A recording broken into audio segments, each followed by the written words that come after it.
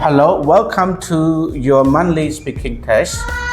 Today we are going to talk about the dining room. I have some questions to ask you. Please answer in full sentences. Are you ready? Yes. Let's begin. What is a dining room?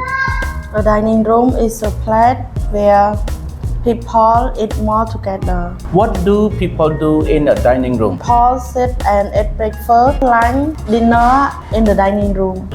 What furniture is in your dining room? This is table, some chair, and sometimes cupboard in the dining room. What time do you usually eat in the dining room?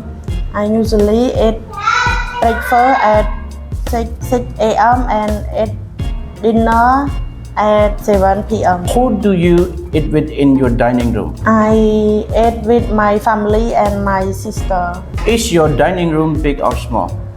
My dining room is not big but very nice. What do you like most about your dining room? I like the table most because we all sit around and while eating. What kind of food do you usually eat there? I sometimes eat rice, soup, meat, and vegetable in the dining room. How do you keep the dining room clean? I clean the table and sweep the floor. Do you like eating in the dining room? Why or why not?